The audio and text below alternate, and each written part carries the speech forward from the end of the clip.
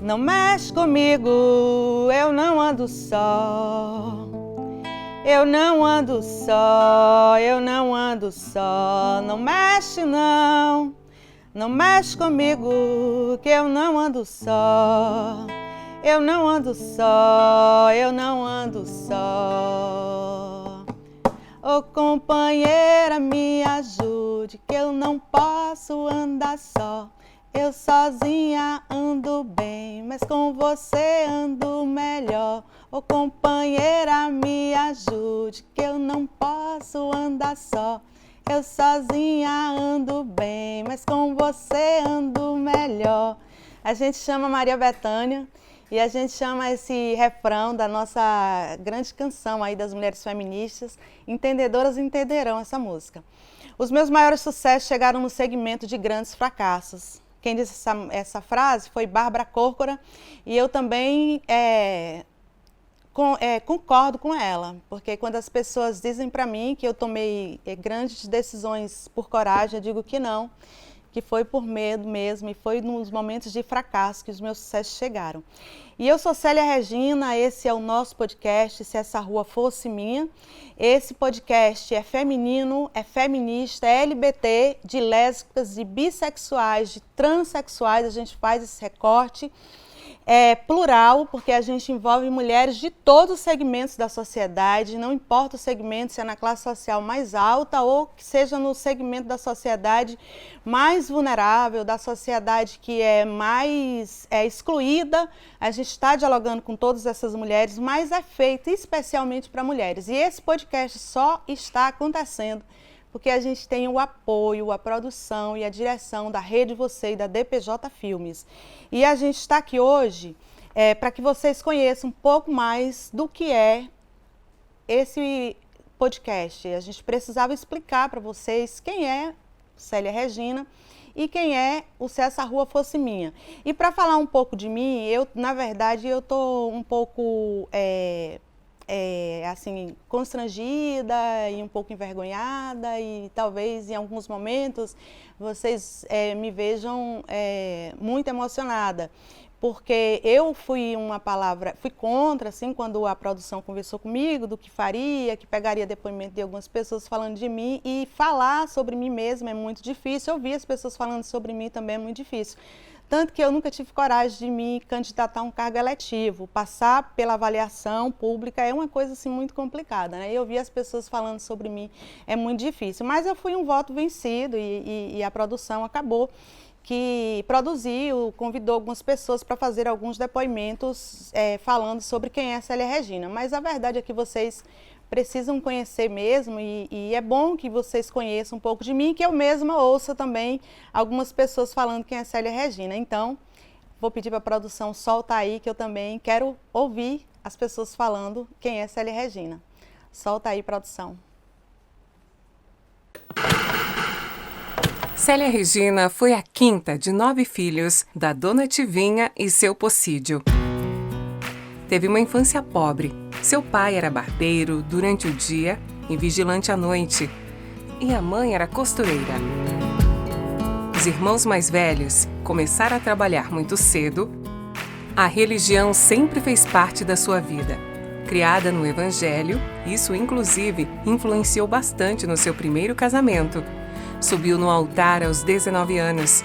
Seu companheiro na época, que era ex-usuário de drogas, volta a fazer o consumo e isso afeta diretamente o casamento.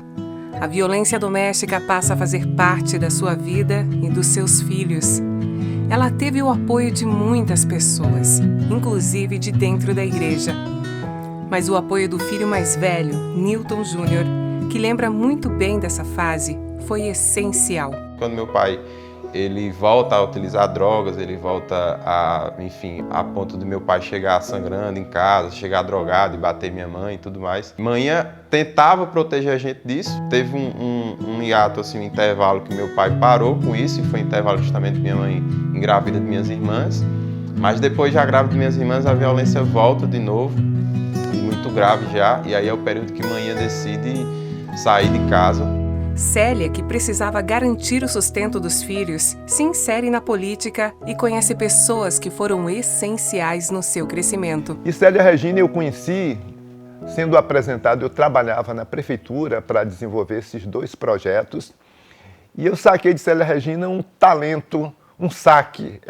O grande lance de Célia é o saque. Ela tem um saque que, quando às vezes ela explora esse saque, ela tem resultados belíssimos.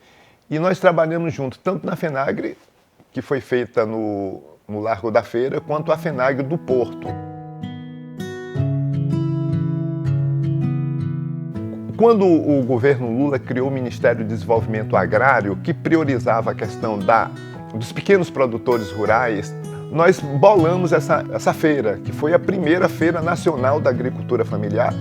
E foi aí que eu disse assim, entreguei a coordenação, a assessoria de comunicação, a Célia Regina, e de repente ela estava com um rol de profissionais na mão.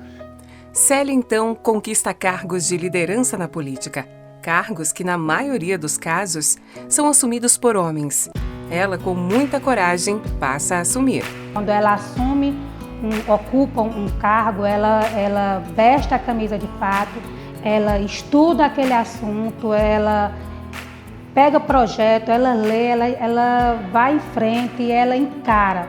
Conseguiu, conquistando espaços, aumentando sua liderança e sua imagem de mulher atuante na política.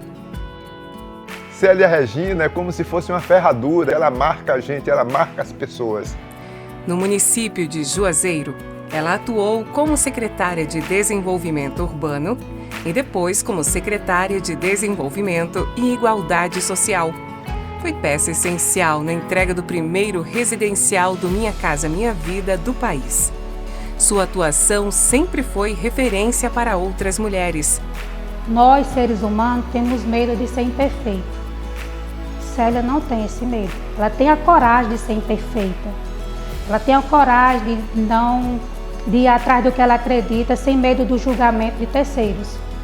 E é isso que eu admiro nela.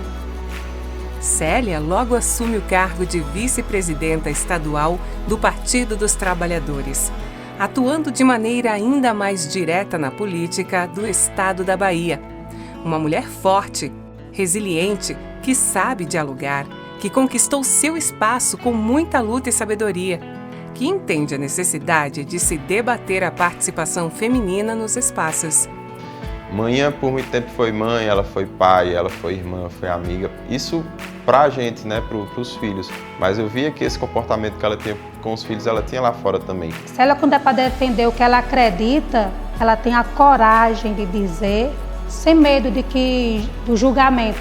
É isso, o estúdio é a cara de Célia Regina. E muito feliz eu estou vou ver ela, né? De novo com a cara no estúdio, levantando todas essas bandeiras.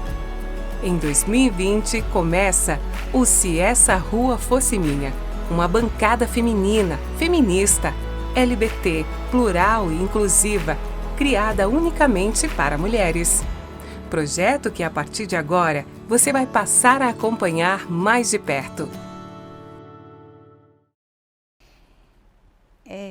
Pegando do primeiro vídeo das Alitéia, a Alitéia foi uma pessoa muito importante para mim. Ela faz uma fala muito sucinta, mas ela chega na minha vida num momento importante, quando eu assumo a Secretaria de Desenvolvimento Social, e ela acompanha o meu trabalho. Ela fala de mim, da Secretaria de Obras. Agora eu percebo onde é que nasce, né, a admiração dela por mim, quando eu sou secretária de Obras. E ali mesmo, na Secretaria de Obras, é verdade, eu defendo a igualdade, né, entre gêneros, e ela acompanha o meu trabalho e ela sempre me apoiando em tudo. Era secretária de Finanças, mas quando eu assumo a Secretaria de Desenvolvimento Social, é incrível, porque ela tinha separado todo o material para mim, para que eu pudesse assumir a Secretaria de Desenvolvimento Social, e ela que pega na minha mão e me ajuda bastante. Foi muito importante a participação e o acompanhamento dela quando eu fui secretária de Desenvolvimento Social. A gente nunca está só na caminhada, e é muito importante a gente lembrar de quem esteve ao nosso lado. E a Alitéia foi essa pessoa assim, muito importante, fundamental na minha passagem ali pela Secretaria de Desenvolvimento Social. Ela participava dos encontros, seminários, como secretária de Finanças, para falar da política de desenvolvimento social do país, e o que ela aprendeu, ela veio e passou para mim como conhecimento, e foi tudo muito importante. Eu devo muito a ela o sucesso da nossa passagem ali pela Secretaria de Desenvolvimento Social. E o Cacá, eu fico muito tocada pelo que o Cacá fala comigo, sobre mim, porque é muito verdade. O Cacá meio que me descobre quando eu chego na política em Juazeiro, porque ali, naquele momento, eu estou procurando por me firmar como uma mulher, como uma profissional na política, na comunicação, e naquele momento o Júnior fala isso, né? Os meus filhos é um momento difícil, porque aos 20 anos, imaginem vocês, aos 20 anos eu já tinha começado a construir a minha casa. E o Júnior nasce quando eu tenho 20 anos, eu casei com 19, com 20 anos o Júnior nasce, o Júnior já mora naquela casa, a gente tem foto do Júnior ali naquela casa. E eu tive que abandonar a minha casa com os meus filhos para poder salvar a minha vida e a vida dos meus filhos, com 26 anos apenas, já mãe de 4 filhos. Uma situação muito difícil por conta da extrema violência que a gente vivenciou, que o Júnior fala. Então, com 26 anos, mãe de 4 filhos, e eu vou buscar emprego. Eu estava trabalhando no Jornal do Sobradinho com Jurandir, né? Não sei quem conhece Jurandir, talvez alguns de vocês que nos escutem aí. E aí eu trabalhava com o Jurandir e as pessoas me chamavam de jornalista aqui. O Cacá me encontra na rua e fala assim: jornalista, hoje é dia de você ir trabalhar e participar de uma reunião lá na Secretaria de Agricultura. Só que antes disso, os meus filhos estão espalhados, porque eu falo com o pai deles: não tem condição, você não me ajuda com nada, e aí eu vou colocar os meninos assim, porque eu não tenho condição de sozinha pagar aluguel e sustentar os meninos e tal. Quando eu faço isso, a minha irmã, Sara, que é a minha irmã mais nova, ela tem uma passagem muito importante na minha vida. Ela está em Belo Horizonte estudando, e aí ela fala assim: a Célia fez isso, está acontecendo uma coisa muito séria na vida dela. Por que ela fez isso, né? Deixou os meninos assim separados, porque ela ama esses meninos, ela faz de tudo por eles. Ora, eu sofro violência doméstica e eu fujo da minha casa, eu saio da minha casa, eu saio de Juazeiro grávida de 2 meninas, com 2 meses e meio, e com os 2 meninos. O Júnior tem 7 anos, o Jonathan tem 2 anos e meio, e eu com as 2 meninas, eu saio fugida mesmo de Juazeiro, com a roupa de final de semana, para fugir de violência doméstica. Não existe história de abandono dos meus filhos em momento nenhum da minha vida. Eu tenho que viver e sofrer o que tiver que passar. O Júnior fala que a gente passa, né, mesmo de ter uma refeição por dia, que a gente passou 2 meses sem energia em casa, que a gente passou períodos sem gás em casa, a gente passou por toda essa dificuldade. E eu sempre com as crianças, de nunca abandonar os meus filhos em situação alguma, a gente sofrendo junto ali. Então, quando eu distribuo as crianças com as tias, era uma coisa assim, que ninguém acreditava, não estava acontecendo. Então, minha irmã vem de Belo Horizonte, ela pergunta para mim, né: Célia, o que é que está acontecendo? Por que é que você fez isso com os meninos? Eu falei: não tenho condição de criar os meninos. Imaginem vocês, eu tenho 26 anos, a Giovana que está produzindo a gente, eu acho que é essa idade, né, que a Giovana tem mais ou menos. Imagina, Giovana, você com 4 filhos aí, e ainda o cidadão em Juazeiro me ameaçando o tempo todo, né? Ele ficava tentando me encontrar nas ruas e me ameaçando. E aí, eu digo assim para a Sara: Sara, se eu tivesse um salário de R$ 1.200, eu acho que eu conseguiria, né, viver, não sei. Isso veio na minha cabeça, assim, não sei de onde veio. Eu vou citar a Bíblia agora como uma referência, porque eu fui criada no lar evangélico, e eu não gosto de fazer citação da Bíblia, porque existe um segmento aí, né, que tem usado a Bíblia para condenar as pessoas, mas existem algumas passagens bíblicas que eu até me recordo. E a Bíblia diz que o Espírito de Deus, que é o que existe hoje, né, que paira sobre a terra, porque a Bíblia diz que Deus veio e se transformou em carne, gente está aqui entre nós, então não existe essa coisa toda que as pessoas dizem, mas eu não quero entrar no mérito da religião, enfim. Então a Bíblia diz que o Espírito de Deus faz com que a gente deseje aquilo que Ele tem guardado para a gente. Então eu creio que Deus me fez sentir isso de alguma maneira, e eu falei isso para Sara: Sara, se eu tivesse um salário de 1.200, hoje o salário mínimo, 20 anos depois, acho que está 1.200 e alguma coisa, né? Então eu digo isso: se eu tivesse um salário de 1.200, eu acho que daria para criar os meus filhos. Aí a Sara fala assim para mim, eu vou me emocionar porque, enfim, né? A Sara fala assim: olha, eu vou orar por você e daqui a 1 semana você vai ter esse salário. Eu falo: tá bom, então ora por mim. Então a Sara, minha irmã mais nova, inclusive eu dei o nome da minha filha, Sara, eu tenho 2 filhas, a Sara e a Jéssica. A Sara Juliana, agora a Sara com H, eu dou nome por conta da Sara Virgínia, que eu tenho um amor enorme pela Sara Virgínia. E aí eu falo pra Sara, tá bom, Sara, ora lá e eu vou ficar firme nisso daqui. Então eu tô na rua, lá na praça ali do Edson Ribeiro, encontro o Cacá fala, jornalista, como é que você tá, não sei o que, eu tenho uma coisa boa pra você, vamos lá pra reunião da FENAF, que vai acontecer hoje. Aí eu aceito, vou pra reunião da FENAF, o Júnior fala, né, eu mudo totalmente de padrão, eu tô com o cabelo curtíssimo, tô meio riponga, assim, né, e a minha família super me rejeitando e ninguém liga pra saber como é que tá, se tá passando fome, se não tá, e eu tô lá na sofrência com meus filhos, né. Agora, Sara Virgínia, assim, ela larga, e ela está estudando em Belo Horizonte, ela larga a vida dela lá para vir me ajudar a criar minhas filhas. Eu tenho um amor muito grande pela Sara. Aí o Cacá me chama, eu estou lá na reunião, acompanhando a reunião lá, não estou entendendo nada, gente, de agricultura familiar. Pera, é a primeira edição no Brasil da agricultura familiar, né? Há 20 anos atrás, já discutindo isso, no governo do então prefeito Joseph Bandeira. Eu estou lá escutando a reunião, termina a reunião, o Cacá fala... Então, gente, eu quero sugerir para a assessora de imprensa dessa feira, a Célia Regina, se ela topar, vocês topam? Se vocês concordarem, a galera, claro, a gente topa demais, a gente acha que a Célia tem competência. Eu só olho, você topa, Célia? Eu falei, claro, aceito, né? Tenho nem ideia do que é que vai acontecer comigo. Eu falo, tá sim, aceito. Aí o Cacá fala, pronto, então é o seguinte, vamos conversar. O Moacir, eu quero mandar um grande abraço para o Moacir do IRPA, que o Moacir do IRPA, o professor Moacir, foi um queridão também, que super me abraçou, o IRPA me abraçou demais naquele momento. E aí então vamos trabalhar, e o Cacá muito louco, que o Cacá é tipo Peixinho, tá? Que é o diretor dessa rede aqui, um cara muito cheio de energia, cheio de ideias, um cara assim, a 1000 por hora, né? O Cacá me mandava as coisas 3 da manhã, 5 da manhã, aprendi a ser assim, essa loucura com o Cacá. Aí o Cacá dizia, tem que produzir 10 spots por dia, e você precisa 3 VTs pelo menos, e não sei o quê. Eu lá sei, gente, o que é spot, o que é VT, aprendi tudo assim, que eu tinha que estudar e aprender. O que eu faço?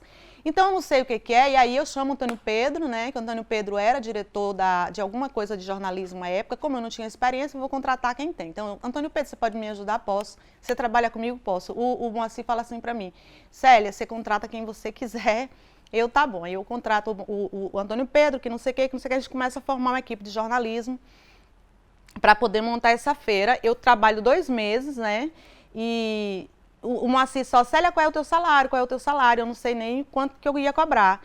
E aí o Canejo, quero mandar um grande abraço, né, para a turma da Canejo Produções aí, e que o Juarez, né, ele me orientou, eu trabalhei uma época com o Canejo, que Deus o tenha. E aí eu perguntei para o Juarez, eu falei, Juarez, qual é o salário de um assessor de imprensa hoje? Ele falou, Célia, assim, um médio é 800, o mínimo é 800, um médio 1.200, o máximo 1.600. Eu falei, então vou pedir um médio. Aí eu falei com o Moacir, eu falei, Moacir, 1.200 meu salário, fechou, faz seu contrato. Foi o salário que eu disse, lembra que eu falei para vocês? 1.200. Eu falei, Sara, tá fechado. Reuni os meus 4 filhos, nós somos morar juntos, e desde então a gente não se separou mais. E aí começa a minha história de enfrentamento à violência doméstica. Aí eu tô filiada nesse ano, é o ano de 2001. As minhas filhas nasceram no ano de 2000. Não, de 2001, né? Elas nascem no ano, eu engravido no ano de 2000, no ano de 2001 elas nascem. Nesse mesmo ano a gente começa agora a trabalhar junto com o Partido dos Trabalhadores. Eu tenho uma compreensão que trabalhando com o PT a gente consegue fazer um enfrentamento à violência doméstica. Ali começa uma história, aí tá feliz, aí pronto, feliz para sempre. Ela tá com um salário de R$1.200, está com os filhos dela, que bom, que nada. Porque agora a gente vai enfrentar todas as violências possíveis no mundo da sociedade, agora fora de casa, né? Porque aí o Júnior já falou muito bem sobre isso, sobre o enfrentamento à violência dentro de casa com o pai dele, que era o uso de cocaína, não era o crack à época, era o uso ele misturava álcool, ele era um alcoólatra, ele misturava coca com drogas injetáveis, enfim, né? E praticava esse tipo de violência. A nossa casa, ele chegou a arrancar até as peças, nossa casa era muito boa, né? Porque naquela época o pai dele era professor e eu ajudava, dava aulas em casa, corrigia provas, não sei o quê. Tem gente que... Eu conheço pessoas hoje que são médicos, economistas, que foram meus alunos ali, porque eu ajudava a dar aula de banca em casa. E a gente construiu uma casa legal. E ele arrancou até as peças de banheiro, de não sei o que, para poder fazer uso de drogas, portas da casa, enfim, né? Acabou com a casa totalmente. E aí o Júnior fala muito bem sobre isso e sobre também essa violência, que é um tipo de violência da família também, não aceitar e deixar a gente para lá, porque eu tinha me separado e porque eu tinha entendido que não estava na religião, embora as igrejas tenham me ajudado bastante, né? Os pastores e as pastoras tinham dito para mim que eu não precisava ficar debaixo daquela violência, e em muitas ocasiões eles me ajudaram, me buscando na minha casa, O Josafá, que hoje está viúvo da Helenice, que eu abraço com muito carinho, a Cimeia Valverde, o Ângelo Valverde, porque a família Valverde foi muito importante na minha vida, a Mirinalva foi muito importante na minha vida, o Antônio, que são pastores da Primeira Igreja Batista, o Teobaldo, Pedro, junto com a pastora Nilza. Foram pessoas assim, a Maria, a Dudé, a pastora Dudé, foram pessoas assim excepcionais na minha vida que eu não vou esquecer jamais. Eu passei semanas na casa da Dudé com os meus filhos, o Júnior fala isso muito bem, né? Ele tem uma memória bacana, a gente passa dias assim, até a gente conseguir alugar uma casa, morar dentro de uma casa, é um tempo pra gente, são 10 anos, né, a gente na luta, para depois eu ter o meu segundo casamento. Mas aí o enfrentamento dessa violência, quando eu chego na política, é muito difícil porque eu venho de uma história de violência e eu consigo entrar. É uma questão de fé, eu sempre falo isso para as pessoas, foi uma questão de fé, porque eu faço essa oração e a minha irmã ora junto comigo, e aí eu entro com um salário de R$ 1.200, imagina vocês. Hoje, com muita luta da gente, e a gente só vai retrocesso na política, a gente consegue, no atraso aí, enfim, né, eterno, a gente consegue esse salário, que eu acho que está 1.200 e alguma coisa, e naquela época, com questão de fé, 20 anos atrás, eu consigo um salário de R$ 1.200 com equipe, comigo, com motorista, comigo, com toda a equipe, e ainda mais com motorista, blá, blá, blá, enfim, com todo o suporte que eu pedi, o IRPA me dava, o Cacá me dava, e o Cacá que me descobre, e eu tenho uma gratidão eterna, né, por ele ter olhado para mim um dia e ter dito assim, você tem saque, você tem pegada e tal, e vai e faz. E a gente alimentava toda a imprensa, não só do território sertão de São Francisco, mas também de outros, de toda a Bahia, com as informações de todas as feiras, e eles sempre diziam, é a Célia que vai fazer. E eu fiquei trabalhando nos governos petistas até que eu acabei sendo indicada para outros cargos. Mas quando eu chego dentro desse espaço, que eu estou falando sobre isso, o que acontece? Eu não tinha parente, eu não era tutelada por ninguém, porque existe isso, eu não tenho uma tutela de parente, eu não tinha pai, não tinha marido, não era amante de ninguém, né? Não vou usar termos aqui pejorativos, mas eu não tinha um relacionamento extraconjugal com nenhum homem. E nenhum deles pode dizer, né? Hoje eu olho com muita alegria, assim, com muita felicidade, eu fico imaginando os homens da política conversando entre eles e eles não podem dizer, ela é assim, abusadinha, mas já peguei. Não pegou, não pegou, não pegou. Coisa boa. Eu fico olhando para eles dizendo, nojento, que bom que não tem essa conversa aí entre eles, falando abertamente. E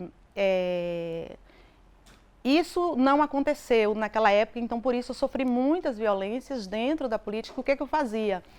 Tem uma historinha boba que eu vou relatar agora, que eu lia quando era criança, porque eu tenho um problema de insônia desde a minha infância, né? E, por favor, não me deixem esquecer de falar sobre o meu pai, a importância do meu pai nesse momento todo desse sofrimento. Mas eu quero falar dessa historinha porque isso me fez ser forte na política. Uma historinha boba que eu leio quando criança, de uma formiguinha que ela ia subindo na parede, na época do verão, ela está juntando o alimento para o inverno, ela vai subindo na parede e as outras estão falando, você não consegue, incompetente, burro, incompetente, ela sobe, ela consegue subir e levar os alimentos.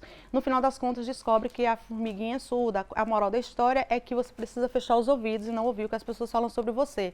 E eu levava aquilo comigo porque diziam muitos absurdos sobre mim, as mulheres falavam absurdos sobre mim, os homens falavam absurdos sobre mim, era uma coisa muito difícil e eu ficava assim, eu tenho 4 filhos para criar, eu tenho 4 filhos para sustentar, eu preciso alimentar as crianças e o Moacir falava assim para mim, Célia, como é que você aguenta? A gente está 3 meses sem pagar e você não fica brava e você não... Eu falei, Moacir, eu tenho os filhos para criar. Em algum momento eu fiquei brava com eles e falei, vocês estão aí fazendo de conta que eu não estou aqui, mas eu tenho um filho para criar, eu tenho que pagar as contas de casa. Mas eu criei boas relações e depois acabou que resultou em que eu fui indicada pelo Partido dos Trabalhadores para ser secretária de obras no município de Juazeiro, depois eu fui indicada para ser secretária de Desenvolvimento Social, depois eu fui vice-presidente estadual do Partido dos Trabalhadores na Bahia, e depois eu não fui indicada para outros cargos porque eu fui rejeitando, porque eu fui saindo daquelas histórias, depois eu fui cotada para ser vice-prefeita dessa cidade, depois eu já fui cotada para ser prefeita de Juazeiro também, porque a gente vai construindo essas relações. E dentro disso tudo aí tem a figura do meu pai. Existe uma relação muito forte entre mim e o meu pai, e a gente tem um apego que eu tenho hoje, contatos espirituais com meu pai, enfim. E Painho, ele tem uma relação muito forte comigo desde a infância, então meu pai, eu pequenininha, Painho me leva para caminhar com ele, me leva para a igreja com ele, ele senta para conversar comigo, ele me coloca no colo para assistir Hora do Brasil, ele me coloca no colo para assistir jornal, ele dialoga comigo sobre política, ele briga comigo por conta da política, porque eu filiado ao PT à época, agora que estou no PSOL, e Painho, eu sempre à esquerda, e Painho filiado ao PFL, votando na direita, e a gente discutia muito, brigava, mas a gente tinha uma intimidade, uma liga, uma aproximação. E quando meu pai me vê sofrendo violência, meu pai chora muito, ele senta-se, várias vezes o pai senta-se na mesa e chora. Aquela época foi difícil, né, pra gente, mas o meu pai foi uma figura assim, muito importante nessa minha passagem aí de violência, porque ele me acolheu. Eu sofri violência, abuso sexual também na minha adolescência.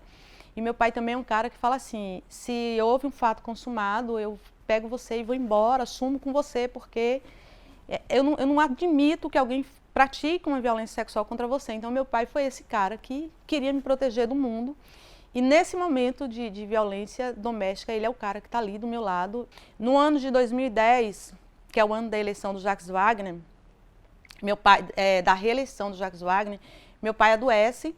E aí eu fico acompanhando, porque ele também dizia que só ia para o médico se fosse comigo, não sei o que eu estou acompanhando, e ele até promete para mim, isso é muito importante, porque tem alguns fatos que acontecem na vida dele.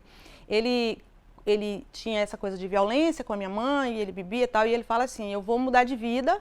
Quando minha mãe engravida de mim, ele fala assim, eu vou mudar de vida, a partir de agora eu não bato mais na minha mulher e não vou mais trair, não bebo mais, vou mudar de vida e tal.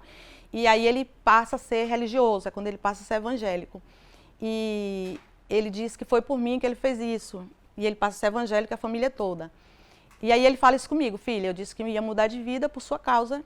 E eu mudei, a tua mãe não acredita, mas eu mudei. Ele me conta isso, eu acho que eu tenho uns 10 anos de idade.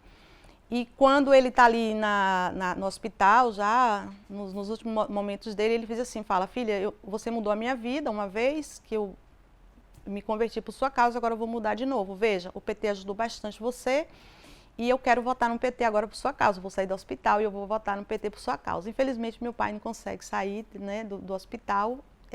Ele desencarna, ele passa para outra vida. E foi um momento muito difícil para mim ali, porque a ausência física do meu pai é uma coisa que marca muito a minha vida, né?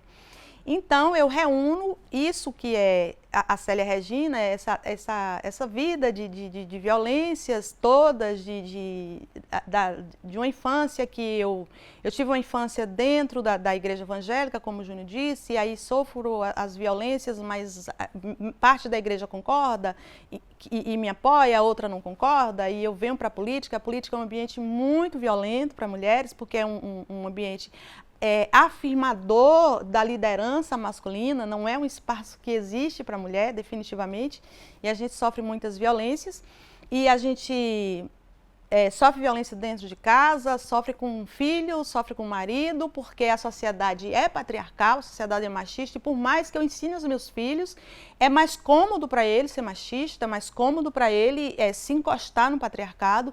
Então eu tenho que ficar o tempo todo falando para ele, filho não é assim, filho não pode ser assim, dizer para o marido, para. Isso é muito difícil, então eu reúno tudo isso que eu tenho de experiência e convido as mulheres e a gente constrói essa bancada que é preciso que seja feminina, é preciso que seja feminista, é preciso que seja LGBT, porque a mulher lésbica, a mulher bissexual, a mulher transexual, aí a mulher negra, aí quando vem para o recorte, aí tem muito mais sofrimento e aí a gente começa a construir essa bancada aqui, que precisa ser um espaço que outras mulheres, precisa ser um espaço plural. É preciso que seja um espaço que sente a indígena, a quilombola, que sente a doméstica, que sente a doutora, que sente todas as mulheres, e que aqui a gente tenha voz, e que aqui a gente tenha fala, e que aqui a gente se apoie, e que daqui saiam soluções para os problemas que a gente vive diariamente. Porque não tem nada mais difícil para uma mulher do que ser silenciada, para um ser humano, para qualquer ser humano do que ser silenciado. E a minha voz, quando chega aqui, quando a Rede Você abre esse canal, essa oportunidade para fazer toda essa produção, para ter toda essa galera trabalhando, é uma libertação do tamanho do universo. Nem vocês têm a ideia da dimensão do que seja. para todas as mulheres, para a gente poder repercutir a voz de todas as mulheres. Tem muitas mulheres aplaudindo, tem muitas mulheres acompanhando e assim, apaixonadas por isso, porque a gente vive uma vida de eterno silenciamento, né? Desde pequenininha, cala a boca, menina, você sabe de nada, menina, não fala, menina, ô menina, cala a boca. E o menino sempre pode falar. E o menino, a menina tem bonequinha, a menina tem brinquedinho, panelinha, o menino tem carro logo, já compra carro, já compra cavalo. Os meninos recebem presentes, brinquedinhos de empoderamento, e a menina não, de submissão, de serviço, de serviçais. Então, é uma questão cultural e a gente precisa desmantelar isso. Isso é muito difícil porque quando vai para fora, isso se transforma em violência. E é por isso que surge essa bancada. E aí, a produção preparou também depoimentos de pessoas que vieram trabalhando com a gente, porque essa bancada, quando nasce também com outras pessoas que vieram trabalhando com a gente. A gente nasceu há 2 anos atrás, a gente começou a trabalhar essa bancada aqui com lives, a gente tinha esse sonho, essa vontade de começar a dialogar, porque a primeira coisa que a gente precisa fazer é dialogar.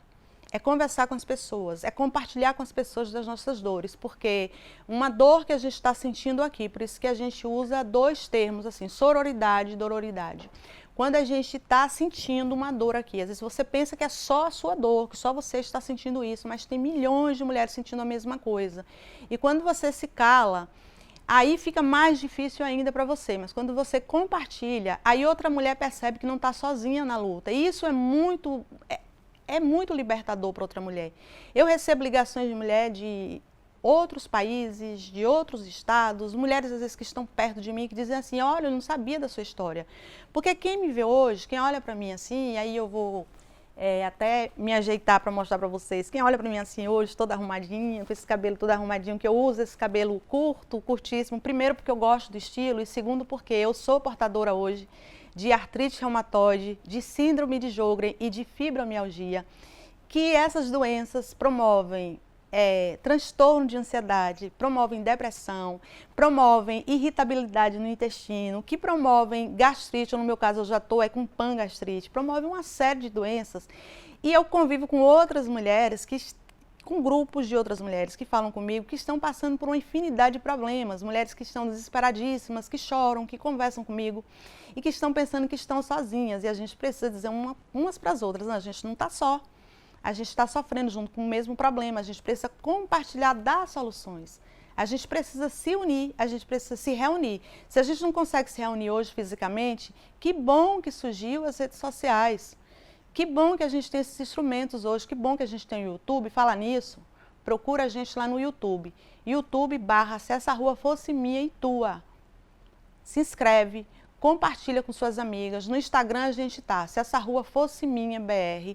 Procura também celiaregina.aroca e segue a gente, compartilha, dá like, fala com a gente no direct também que a gente responde, porque existem várias parceiras nossas que são médicas, que são fisioterapeutas holísticas, que são assim, profissionais, enfermeiras, advogadas de todas as áreas que estão muito dispostas e disponíveis a socorrer umas às outras. Agora, o que a gente precisa fazer é compartilhar. Então, essa bancada surge para que a gente possa apoiar umas às outras. Em todo esse cenário aqui, em tudo que vocês estão vendo aqui, em absolutamente tudo, tem mão de muitas mulheres. Muitas mulheres estão aqui trabalhando para que essa produção aqui dê certo, para que essa bancada aqui dê certo. Então, o que a gente precisa fazer é dar as mãos umas às outras. Por isso que a gente abre hoje com companheira, me ajude, eu não posso andar só. Eu sozinha ando bem, mas com você ando melhor. A gente precisa dar as mãos umas às outras. E aí a gente agora vai soltar os vídeos com os depoimentos das pessoas que nos ajudaram a construção dessa bancada, para que vocês conheçam também que começou com a gente lá atrás, tá bom? Vamos aos vídeos? Oi, essa é a Regina, você achou que eu ia aparecer por aqui, né? Mas estou aqui passando rapidamente para dizer da minha felicidade de ver esse novo momento do podcast, e agora do Se Essa Rua Fosse Minha, né? Que esse foi um projeto que a gente começou lá atrás, somente com sonho, com a força à vontade, de ver, né, um espaço de construção, de diálogo, de escuta, de acolhimento. Porque o Se Essa Rua Fosse Minha é isso, é esse espaço de dar voz a quem historicamente teve a sua voz reprimida, suprimida. Então estou muito feliz de ver esse podcast agora, que é um sonho antigo nosso. Eu lembro que a gente falava, Célia, se a gente tivesse um podcast, mas nunca deu certo, né, e agora de fato está saindo do papel. Então dizer que pode contar comigo. Eu quero ver muito Se Essa Rua Fosse Minha crescer e se espalhar pelo Brasil, porque essa é a nossa vontade, de reconstruir o Brasil, mas reconstruir dando voz a quem nunca teve. Então, Se Essa Rua Fosse Minha vai ser essa voz na construção de ideias, de projeto, de debate do Brasil que nós queremos. Então, se essa rua fosse minha, eu com certeza teria um Brasil melhor. Oi, meu nome é Cristiane Farias, o sinal é esse, em Libras. Vim aqui falar um pouco da minha experiência junto com o projeto Essa Rua Fosse Minha. Uma experiência incrível, né? E tanto para mim, como pessoa, né, mulher, e também do movimento, das pessoas com deficiência.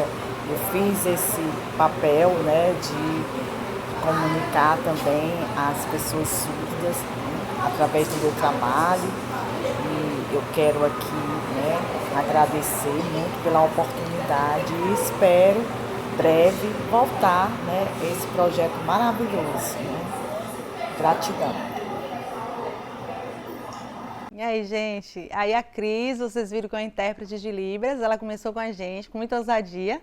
A gente vai ainda trazer a Cris de volta, a Cris, a gente compreendendo, né, da necessidade da mulher surda ter também esse acesso a essa informação, né? E aí a Cris trabalhava com a gente como intérprete de Libra e tinha a Larissa e tinha a Ellen Borges, gente, pelo amor de Deus, a Ellen Borges, que também contribuiu com a gente. A Larissa, a Ellen e o Cauã, que Cauã é meu filho de vidas passadas e da vida agora, né? Eu falo isso com a mãe dele, com a Sônia, mandou um super abraço para a Sônia. Mas Cauã é incrível, esse menino incrível, só tem 18 anos. E ele trabalha comigo, tipo, acho que desde os 16 anos. E eu, tipo, é meu filho, eu vou ensinando as coisas para ele, passando as coisas para ele. E ele super que aprende rápido e ele está sendo muito bem cotado. E agora, uma candidata a deputada federal, que eu vou mandar um abraço para ela, nossa companheira Elisângela, carregou o Cauã. E o Cauã está viajando a Bahia toda aí, trabalhando com ela.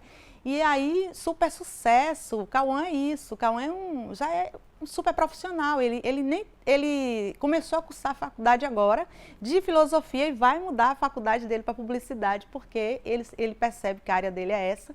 E eu, assim, super amo esse menino, sou muito apaixonada por ele. Eu mando um super abraço para Cauã, para Ellen, para Larissa, para Cris e para Kátia também, que Kátia também trabalhou um tempo com a gente. A Kátia também trabalhou um período com a gente. Pra vocês perceberem aí que a equipe era grande. Júnior também trabalhou, que é o diretor desse podcast, trabalhou também com a gente um período, assim, de uma contribuição pra gente. Eu estou esquecendo o nome da figura que criou a nossa logomarca, mas depois, em algum momento, eu lembro. Mas isso tudo foi há 2 anos atrás que a gente começou a trabalhar isso aqui. E o Cauã, tipo assim, é o cara que ele tem uma criatividade, ele tem uma pegada. Sabe o que o Cacá falou de mim? É isso, assim, ele saca tudo, e tudo que eu falo com ele, Cauã, que está acontecendo isso, que eu estou pensando nesse projeto, que eu estou pensando não sei o quê, e o Cauã assim, então, eu acho que tem que ser assim. Quando essa rua nasceu, foi mais ou menos assim. Eu comecei a conversar com ele, Cauã, e se a gente tivesse umas lives, não sei o quê, para debater, mulher, bababá e tal. E eu tenho, assim, uma gratidão imensa, porque o Cauã fez isso acontecer comigo lá atrás. E hoje aqui está uma realidade. Gente, então esse é o podcast Se Essa Rua Fosse Minha. Essa é Célia Regina. Eu espero que a gente caminhe juntas aí por muito tempo. A gente precisa umas das outras e essa bancada aqui é de vocês, essa bancada aqui é nossa. E as ruas desse país serão nossas. Como o Cauã disse, a gente precisa reconstruir esse Brasil. A gente precisa retomar esse Brasil. Chega de fascismo nesse país, chega de LGBTfobia, Chega de misoginia nesse país, chega de machismo. Eu já não aguento mais tanta violência contra a mulher. Eu já não aguento mais tanta insegurança contra a mulher. Nós já não suportamos mais. E a gente vai retomar esse país. E eu espero muito que a gente retome esse país. E eu preciso dizer para vocês, o programa não tem financiamento de partido nenhum, não tem financiamento do candidato Lula, mas eu espero que a saída seja à esquerda e eu espero que a saída seja com a eleição do presidente Lula. Eu quero muito que o atual presidente seja afastado da presidência da República e eu quero muito que a gente volte a sonhar e ser feliz de novo, que política pública para a mulher volte a acontecer, porque naquela época acontecia e eu sonho muito que isso volte a acontecer novamente. Então, se essa rua fosse minha, fica por aqui. E aí, fiquem com Deus e até o próximo. Um grande abraço para vocês.